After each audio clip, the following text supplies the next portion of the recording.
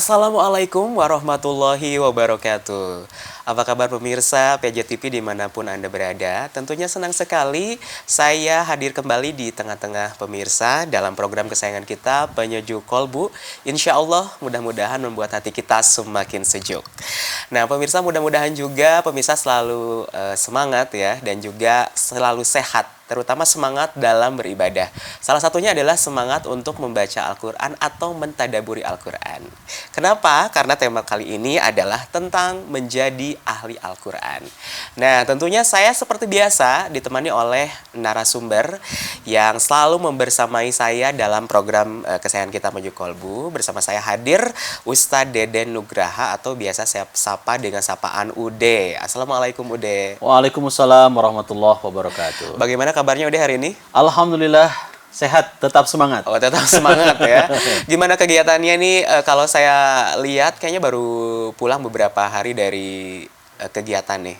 Iya, alhamdulillah. Alhamdulillah dengan izin Allah Subhanahu wa taala, saya dengan jamaah baru pulang dari Baitullah, melaksanakan ibadah umroh, dan Masya Allah nikmat sekali Kak. Masya Allah ya. Mudah-mudahan Aka juga pemirsa bisa merasakan kenikmatan seperti yang kita rasakan. Amin. Mudah-mudahan suatu hari saya bisa barengan Ude umroh bareng ya. Amin ya Rabb. Amin ya Rabb. Oke.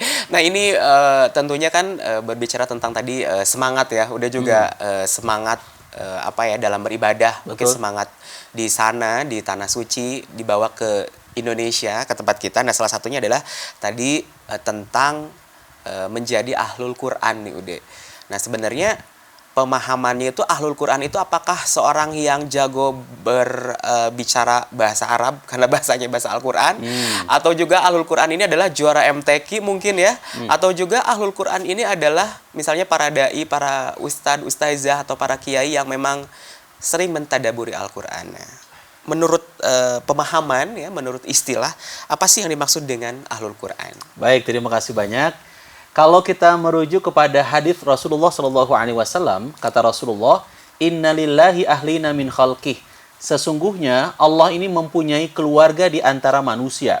Waqila, kemudian ditanyakan, waman ahlullah, siapakah keluarga Allah itu? Ahlul Quran wa khassatuh. Keluarga Allah itu adalah ahlul Quran, ahli Al-Quran dan orang pilihannya. Jadi pertanyaannya adalah siapa sih ahli Quran itu? Ahli Quran itu adalah orang yang beriman kepadanya, mengoptimalkan kebersamaan interaksinya dengan Al-Quran. Dia baca Quran, hafalkan Quran, kemudian mentadaburi Quran, dan jangan lupa, ahlul Quran, ahli Al-Quran adalah orang-orang yang menjadikan Al-Quran sebagai petunjuk hidupnya. Meskipun mungkin ya di antara kita ada yang belum hafal Quran, Ustadz, saya belum hafal Quran. Kalaupun hafal Quran cuman Anas Al-Falaq Al-Ikhlas, Anas Al-Falaq Al-Ikhlas ya. Atau mungkin surah Al-Fatihah Atau gitu ya. mungkin hanya surat Al-Fatihah saja.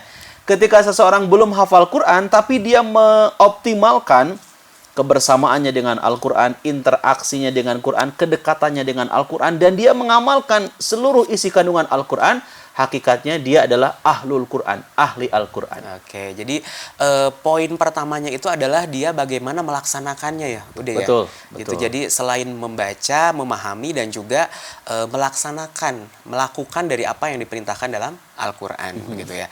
Nah, udah kemudian selanjutnya nih, kalau misalkannya saya dan juga pemirsa, aduh, saya ingin tergolong menjadi ahlul Quran.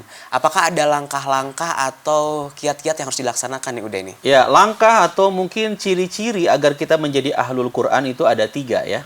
Pertama adalah selalu bersemangat dalam menjalankan semua amal soleh yang telah disyariatkan Allah dan Rasulnya. Pemirsa yang Allah Subhanahu wa taala muliakan, tentu pemirsa pernah dengar seorang sahabat yang sangat dicintai oleh Rasulullah SAW. Namanya adalah Abu Bakar. Abu Bakar itu dikenal sebagai seorang sahabat yang sabak.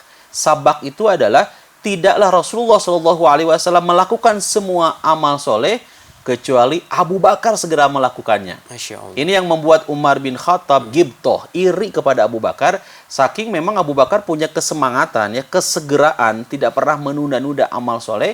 Apa yang dilakukan oleh Rasulullah, maka di sanalah pasti Abu Bakar menjadi orang yang terdepan, pertama melakukan amal soleh tersebut.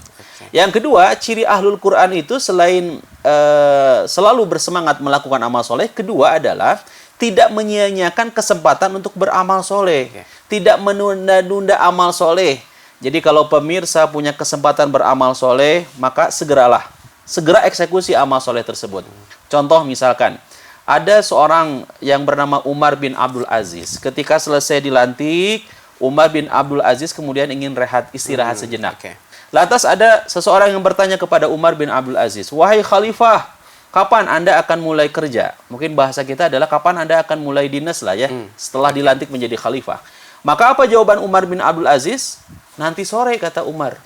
Lantas orang itu bertanya, "Siapakah yang menjamin bahwasanya nanti sore kamu masih hidup? Anda masih hidup?"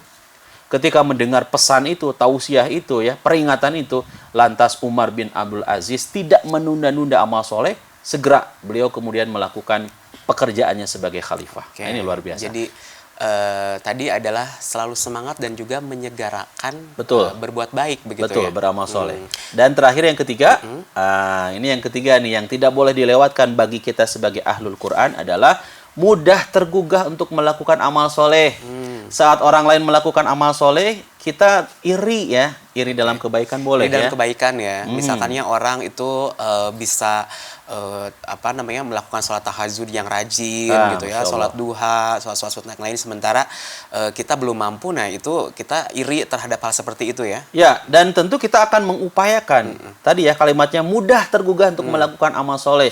Saat teman kita rajin sholat duhanya, kita tergugah untuk melakukan hal yang sama. Lantas ada aksinya, Kak. Oke. Kita melakukan amal soleh tersebut. Saat orang lain kemudian gemar berinfak, bersedekah, Masya Allah, kita pun tergugah untuk melakukan hal yang sama. Maka insya Allah, kalau kita tergugah, maka kita termasuk ciri ahlul Quran, ahli Al-Quran. Wah, ini jadi pemirsa itulah ya ciri-ciri dari ahlul Quran. Nah, apakah pemirsa sudah termasuk dalam ciri-ciri tersebut? Nah, jika termasuk dalam ciri-ciri tersebut, maka pemirsa berhak untuk bahagia. Betul. Berhak untuk bahagia ya. Baik pemirsa, kita akan lanjutkan kembali ya perbincangan menjadi ahlul Quran ini. Tentunya saya akan tanya lagi beberapa pertanyaan yang akan saya ajukan kepada Ude, tapi setelah pariwara berikut ini.